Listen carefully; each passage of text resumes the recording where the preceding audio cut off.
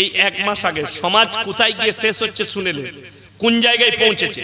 1 মাস আগে আমার গ্রামে একটা বিয়ে ঠিক হবে, আমাকে বললে হুজুর আপনি এলে ভালো হতো। কি করব বাবা? বলে হুজুর ওই একটু ডেট ঠিক করব, আমার আত্মীয় হয়। আমি গেলাম, বলে ডায়েরি দেখে ডেট বলুন না। আমি বললাম কোন মাসে বিয়ে দিবে? বলে ফাল্গুন মাসে। আমরা ফাল্গুন মাসে প্রথম সপ্তাহে শনিবার বিয়ে, রবিবার বউ ভাত অলিমা, আর সোমবার মেয়ে জামাইকে নিয়ে চলে আসবে। হয়ে গেল। সে বলছে, ছেলের বাপ বলছে হুজুর বাইরে থেকে আসি। আমি দেখ তো বাইরে কোথায় গেল? ও তো গিয়ে বড় মুফতি সাহেবকে ফোন লাগাইছে। বড় মুফতি সাহেব কে? তার বউ। ওর থেকে বড় মূর্তি কেউ আছে নাকি? হ্যাঁ, ও সব থেকে বড় মূর্তি। তাকে ফোন লাগিয়ে বলছে হুজুর বলছে শনিবার বিয়ে। আর বড় মুফতি সাহেব ওই দিক থেকে ফতোয়া দিচ্ছেন না, শনিবার বিয়ে দিলে শনি লেগে যাবে। আমি বললাম আল্লাহ, শনিবার তোর বাপ মরে গেলে তো রেখে দিতে হবে, তাহলে তোর বাপের কবরে শনি লেগে যাবে, মাটি দেওয়া যাবে না। এর থেকে বড় দুর্নীতিমূলক আর শিরকি ভাষা আর কিছু নাই। আল্লাহর কাছে সব দিনটা সমান, এটা বেরেনে রাখবে। মুর্শিদাবাদের একটা ছেলে রোজার আগে ফোন করে বলছে হুজুর ভালো আছেন? ভালো আছি। কি হয়েছে? বলছে আমি বিয়ের দিন ঠিক করতে এসেছি আমার তো এখানে মেয়েরা বলছে নাকি আমাবস্যার রাতে বিয়ে দেওয়া যাবে না। আমি বললাম মোটেই করবি না, কালো ছেলে হবে। কি বলবো তা? কুরআন হাদিসে কোথাও না। আমি বললাম আবে বুকা, আমাবস্যার রাতে বিয়ে কর, অন্ধকার থাকবে তোর সুবিধা। এ বুকা ছেলে জানে না, এরা মনে করছে কোরআনে হাদিসে আছে আমাবস্যার রাতে বিয়ে করতে নাই। হাদিসটা কার? খালার আর নানার আর নানির। আমাদের হুজুরদের আমরা কোরআন হাদিসে কোথাও পাই না, এগুলো মায়েদের হাদিস। আমি যা বলে যাচ্ছি, এই নিমদিগির মায়েরা বলবে আটপুরের বেটা মৌলবীকে জীবনে দাওয়াত দিবি না, কিন্তু আমি তো ছাড়বো না, আমি বলেই যাব, যা বলার বলে দিয়ে যাব। সব থেকে দুঃখ শুনেলেন আমার মুসলমান, বদ্দিন হওয়ার পরে কি হয়।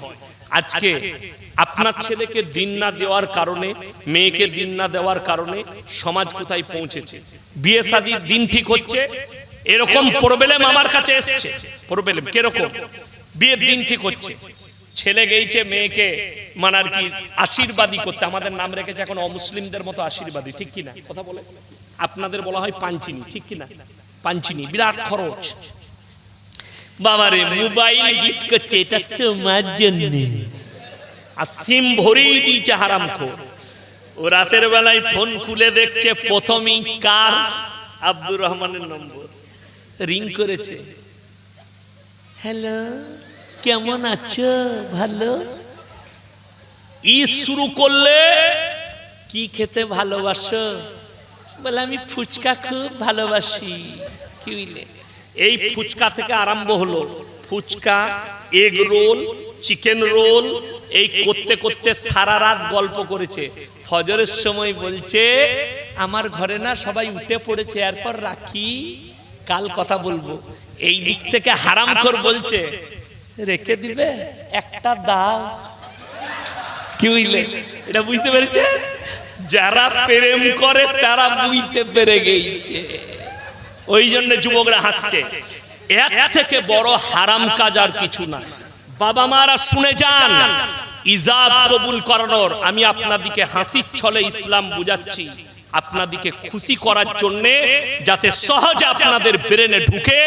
আল্লাহর কসম, ইজাব কবুল করানোর আগে ছেলে মেয়ে কথা বলা শরীয়ত সম্মত হারাম, কথা বলা যাবে না। আপনারা মনে করছেন, মায়েরা শুনবেন, ভাইয়েরা, শারীরিক সম্পর্কটাই জিনা না। হাতের জিনা, জবানের জিনা, মুখের জিনা, কানের জিনা, নফসের জিনা, শারীরিক সম্পর্কটা জিনা।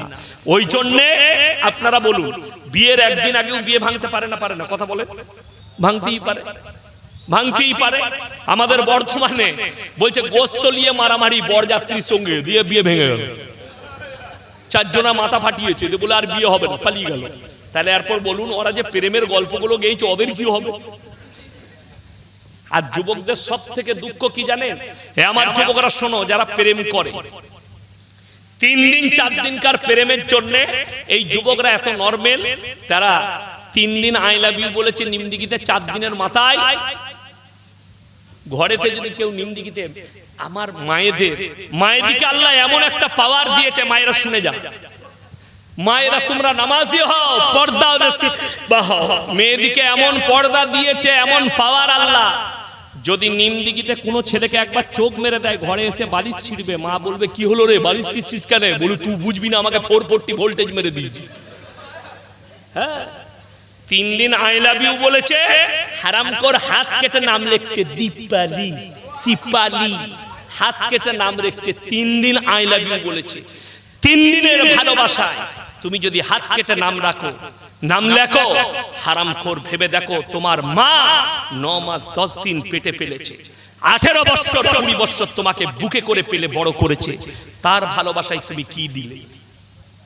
ওই জন্য মুসলমান আমার মায়েরা শুনে যান, যুবকরা, অনেক ছেলে প্রেমের ব্যর্থতা হয়ে গলায় দড়ি দিতে যায়, নাহলে ইন্দুর মারা বিষ খেয়েছে, বলে তোকে আর ভালোবাসি না, ফোন ব্লক করে দিয়েছে। আমরা ইন্দুর মারা বিষ খেয়ে দিয়ে সালা উলো বেরিয়ে সঞ্জীবনীতে শুয়ে আছে। কি হলো? বলে ইন্দুর মারা বিষ খেয়েছি দীপালির লেগে। যা বুঝে করগা, তুই ইন্দুর মারা বিষ খেয়ে হারামখোর। তোর মা যে ভালোবাসা দিয়েছে, সেই ভালোবাসা মা বাবার জন্য কি দিলি? যে বাপ বাজারে তোর জন্য জিলাপি কিনেছে নিজের জানে দুবো বলে, মনে পড়েছে নিমদিগিতে বাজারে জিলাপি কিনে যে আমার আব্দুর রহমান বাড়িতে আছে, নিজের জানে না দিয়ে তোমার মুখে তুলে দিয়েছে, তার ভালোবাসায় তোমার বাবার জন্য কি করলে তুমি? যদি বলেন হুজুর আমি কি অনেক ছেলে প্রশ্ন করে, হুজুর প্রেম করা জায়েজ না না জায়েজ? কে বললো না জায়েজ? আমি বলে যাচ্ছি প্রেম করা জায়েজ। কার সঙ্গে? মায়ের সঙ্গে, বাবার সঙ্গে, প্রতিবেশীর সঙ্গে, ভাইয়ের সঙ্গে, বোনের সঙ্গে, নানার সঙ্গে, নানির সঙ্গে, দাদার সঙ্গে, দাদির সঙ্গে, প্রতিবেশীর সঙ্গে। কিন্তু তোমরা যেটা বলতে চাইছো, hello come here, I love you, উটি হারা। যদি বলেন আমার কি কোনো মেয়েকে পছন্দ আসতে পারে না? ইসলামে জায়েজ আছে। আচ্ছা আপনারা বলুন, আমার যদি পছন্দ আসে, আপনার যদি কোনো মেয়েকে পছন্দ হয়, কি তরিকা অবলম্বন করবেন?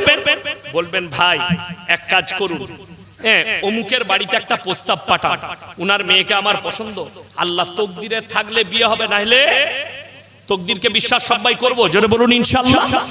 দেখুন তকদিরে বিশ্বাসে কি হয়, যদি বলেন একটা হাদিস থেকে ঘটনা বলেন, আল্লাহর নবী সাল্লাল্লাহু আলাইহি সাল্লামের লাডলা বিটি ফাতেমাতুজ জাহরা রাদিয়াল্লাহু তাআলা আনহা, তিনাকে বিবাহের জন্য প্রথম প্রস্তাব হযরতে আলী প্রস্তাব দেননি, প্রথম প্রস্তাব এসেছিল কার কাছ থেকে? হযরতে উসমান গনি রাদিয়াল্লাহু তাআলা। ইয়া রাসূলুল্লাহ, আমি আপনার মেয়েকে বিয়ে করতে চাই। হযরতে উসমান গনিকে আল্লাহর নবী এত সুন্দর উত্তর দিলেন, হে উসমান গনি, তুমি ফাতেমার থেকে ভালো বিবি পাবে, জোরে বলুন সুবহানাল্লাহ। ফাতেমা তোমার থেকে ভালো স্বামী পাবে। হযরতে উসমান গনি হাসতে হাসতে বাড়ি ফিরে গেলেন। আর আলীকে ডেকে নবীজি বললেন, আলী দেলমোহর নিয়ে এসো, মোহরানা, তোমার সঙ্গে ফাতেমার নিকাহ দেওয়া হবে, জোরে বলুন সুবহানাল্লাহ।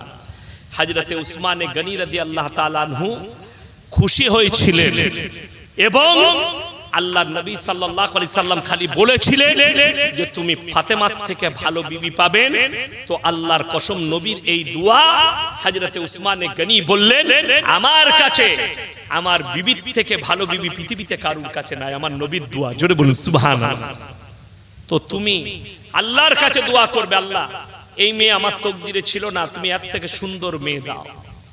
প্রেমের ব্যর্থতায় যারা গলায় দড়ি দেয়, আত্মহত্যা করে, এদের থেকে গন্ডমূর্খ পৃথিবীতে কেউ নাই।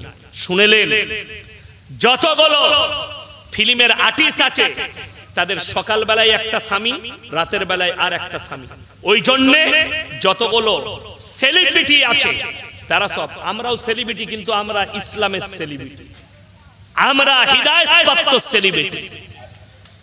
আমাদিকে অনুসরণ করো, উলামায়ে দ্বীন দিকে। তারা মদ পান করে ডিপ্রেশনে চলে যায়, যাই না যাই না।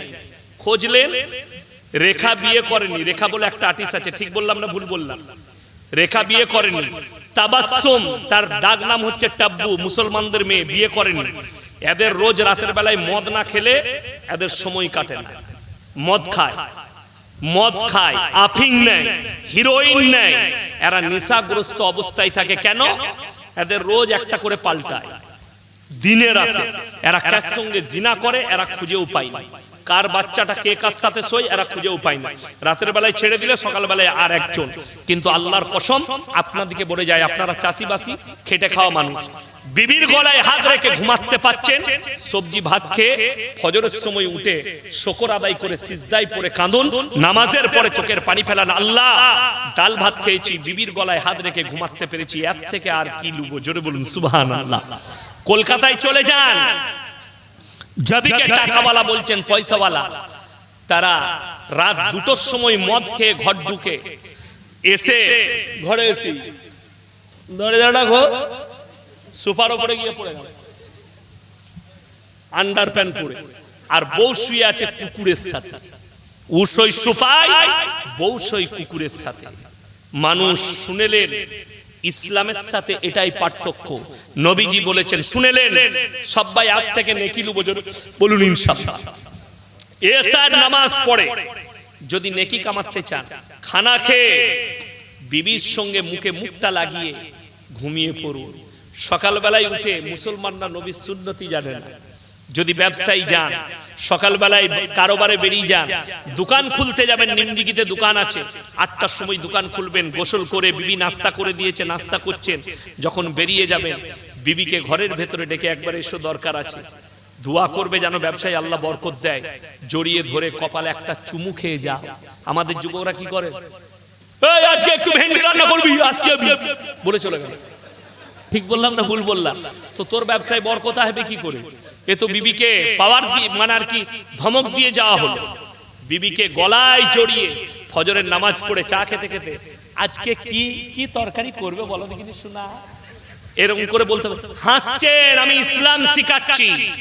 রাতের বেলায় বিবির সঙ্গে মুখে মুখটা লাগিয়ে যারা হেসে রাত্রে ঘুমিয়ে যায়, মুখে মুখ লাগিয়ে ফজর পর্যন্ত রহমতের ফেরেশতারা তাদের লেগে রহমতের দোয়া করতে থাকে। জোরে বলুন সুবহানাল্লাহ।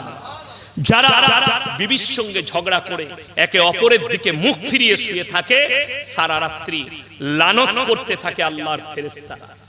ওই জন্য দেখুন, মায়ের দিকে বলছি, আপনাদিকে, আপনারা হেনসেল বলেন না রান্নাঘর বলেন?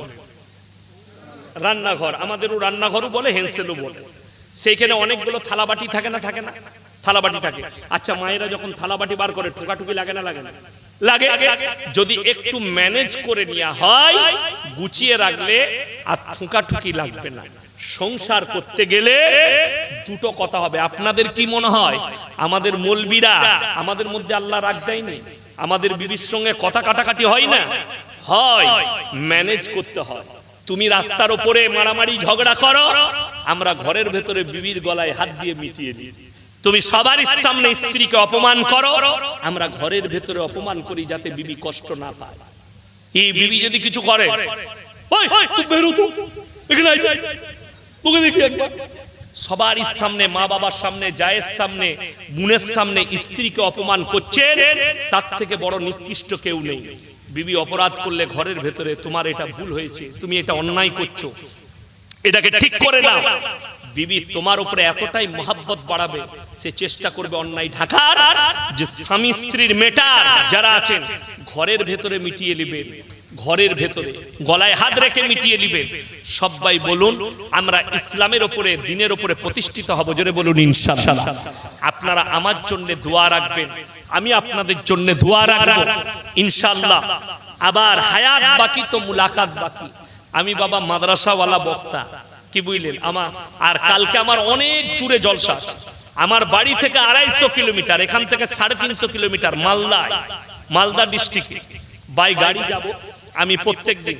হ্যাঁ, খানা খেয়েই কালকে আমাকে 11টায় গাড়ি ছেড়ে দিতে হবে। তাই আপনারা আমার জন্য দোয়া রাখবেন। হায়াত বাকি তো মুলাকাত বাকি। সবাই নিয়ত করেলেন লাস্টে যে আমরা সবাই